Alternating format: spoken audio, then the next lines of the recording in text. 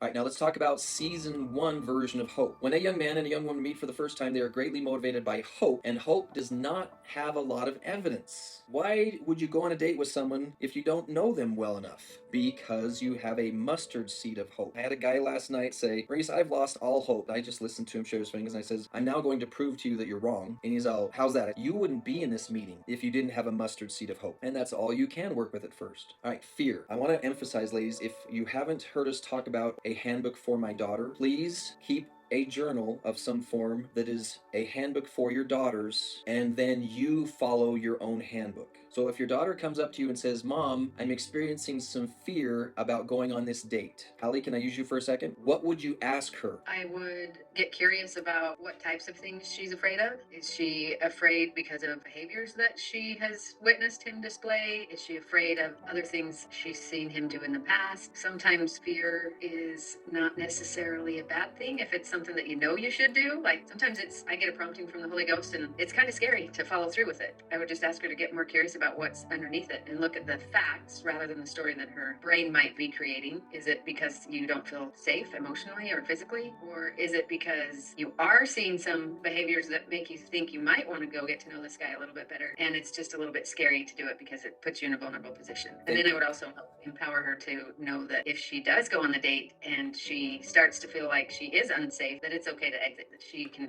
help her come up with an exit strategy. Thank you, thank you, thank you. That was perfect, because what I wanted you to hear from a fellow woman is fear in and of itself is not a perfect communication tool. You have to ask it questions for clarification. And you women, when you're in your mother brain, you're really good at this. But when you're in your girl brain or your younger brain, you're a little closer to your animal brain, then you're going to be more reactive and more subject to satanic attacks. So it's not ignore fear or follow fear. That's what I wanted you to learn from Hallie's questions. You have to sift through them and go, am I experiencing fear because I've been traumatized before, but all the details tell me that I'm actually safe enough to go for coffee, I'm safe enough to go for ice cream? What is planned for this if activity is not dangerous, or what is planned for this activity is highly likely to be dangerous, so my fear is giving me useful information? And then as mothers, you have no problem whatsoever telling your daughters, if you're not sure, just don't go on the date. And then she says, but he'll be disappointed, or he'll be this, or what do your instincts say to that, Mom? My mama bear comes up when it comes to that, but then I have to think to myself, like, I'm not responsible for his emotions or his emotional reaction.